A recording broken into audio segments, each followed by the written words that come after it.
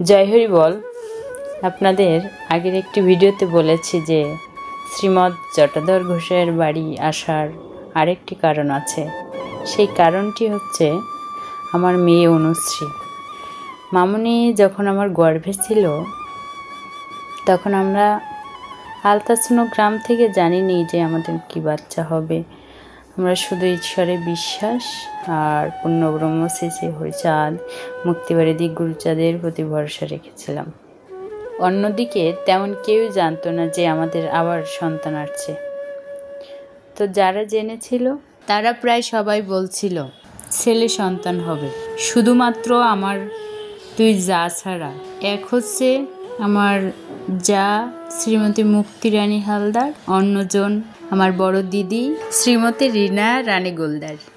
মামনি যখন আমার গর্ভে ছিল তখন আমার পতিদেব শ্রীমৎ জটাধর গোসাইকে এই সাথে কথা বলে আমাদের সন্তানের জন্য আশীর্বাদ চেয়েছিল যে আশীর্বাদ করবেন, আমাদের সন্তান আসতে চলেছে।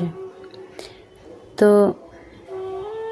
শ্রীমৎ জটাধর গোসাই বাবার সাথে আমাদের তেমন একটা আগে পরিচয় বা কথাও হয়নি।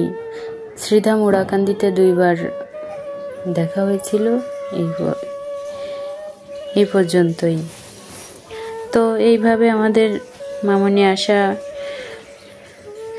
দিন চলে আসলো। আমরা হাসপাতালে যাচ্ছি এমন সময় গোসাই বাবা আমার পতিদেবকে ফোন করলো। তখন পতিদেব তাকে জানালেন যে সন্তান পৃথিবীতে আসতে চলেছে এবং আমরা হাসপাতালে যাচ্ছি।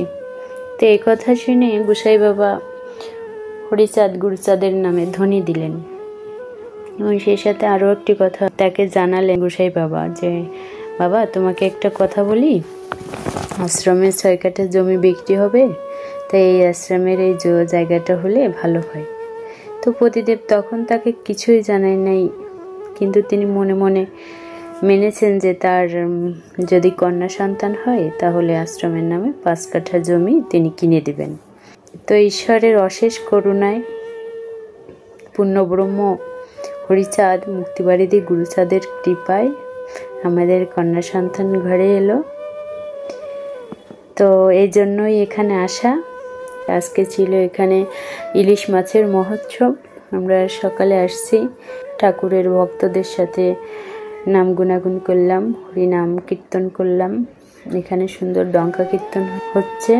তো তারপর আমরা প্রসাদ নিলাম, নিয়ে এখন বিকাল সাই বাবাকে প্রণাম করে তাকে জমি বাবদ কিছু অর্থ তার চরণে অর্পণ করে এখন আমরা ঢাকার উদ্দেশ্যে রওনা দিয়ে চলে যাচ্ছি।